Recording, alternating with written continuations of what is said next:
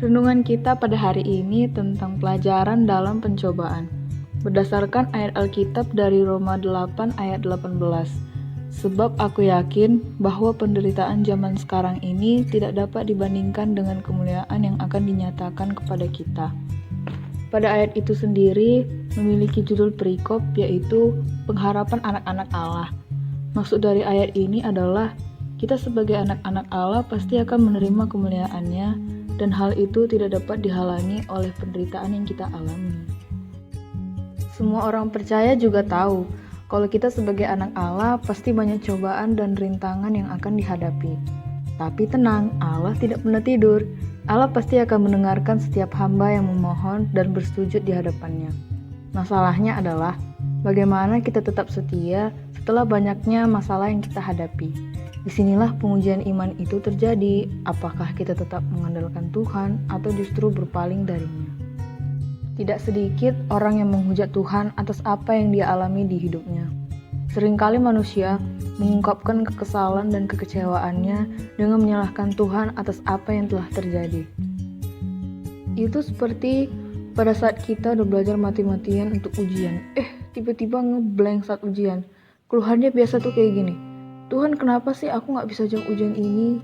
Padahal kan aku udah belajar, emang dasar Tuhan gak adil?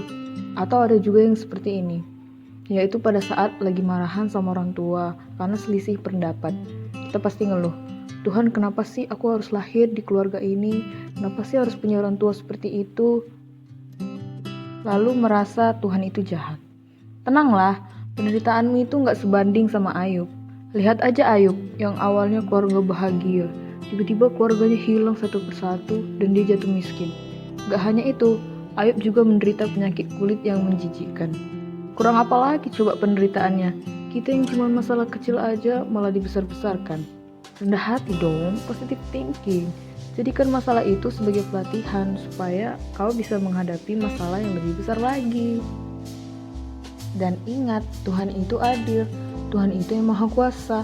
Tuhan itu penyayang. Dan Tuhan gak pernah ninggalin anak-anaknya. Dengan menghadapi berbagai masalah dapat membuat iman kita semakin teruji. Nah, semakin banyak masalah, pasti semakin banyak pula cara mengatasinya. Justru cobaan itu datang agar kita dapat tersadar kalau kita telah menyimpang dari jalannya. Setiap orang tua pasti menginginkan hal yang baik yang terjadi kepada anaknya. Tetapi setiap orang tua juga tahu bahwa hal baik yang tercapai itu harus melalui proses yang menyakitkan. Tidak segampang itu teman. Lihatlah para orang sukses. Kebanyakan dari mereka memiliki latar belakang dan masa lalu yang suram, seperti penemu bola lampu, Thomas Alva Edison. Masa kecilnya sedikit buruk, beliau harus keluar dari sekolah karena selalu memiliki nilai yang buruk. Tapi lihatlah sekarang, namanya dikenal di seluruh dunia.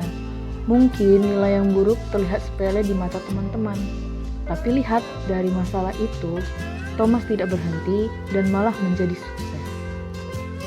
Begitu juga dengan Allah. Allah sangat menyayangi kita, orang-orang percaya. Dia tidak akan membiarkan cobaan yang datang atau memberikan ujian yang melebihi batas kemampuan kita untuk menghadapinya.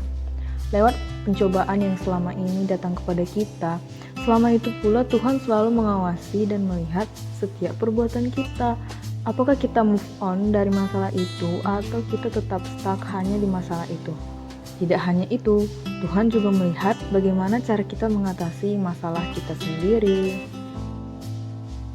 Teman-teman pasti tahu kalau seseorang yang sering berjuang menghadapi rasa sakit atau sakit yang dideritanya, itu akan mendatangkan kekuatan kepadanya jika dia terus berpengharapan dan positive thinking. Beda dengan seseorang yang sama sekali tidak merasakan sakit atau menderita suatu penyakit. Sekalinya kena pasti frustasi karena tidak bisa menerima keadaan. Itu seperti orang kaya yang tiba-tiba jatuh miskin, terus gak terima sama keadaan, jadi gila. Banyak tuh yang kayak gitu di sinetron. Maka dari itu, kita harus berterima kasih kepada Tuhan atas ujian dan kesulitan yang kita alami. Karena kita semua tahu bahwa semua itu membuat kita semakin kuat dan lebih berguna bagi Tuhan. Jangan lupa untuk memohon keberanian dan iman dari Allah dalam menghadapi banyak situasi frustasi dan stres. Jadi teman-teman, renungan kita ini tuh gunanya untuk ngingetin kita bahwa masalah atau cobaan yang kita hadapi itu sebagai pelajaran bagaimana kita harus bertindak ke depannya.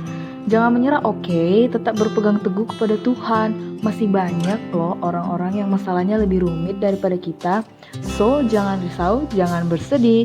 Tetap ingat kalau Tuhan tidak pernah tidur. Sekian renungan dari saya.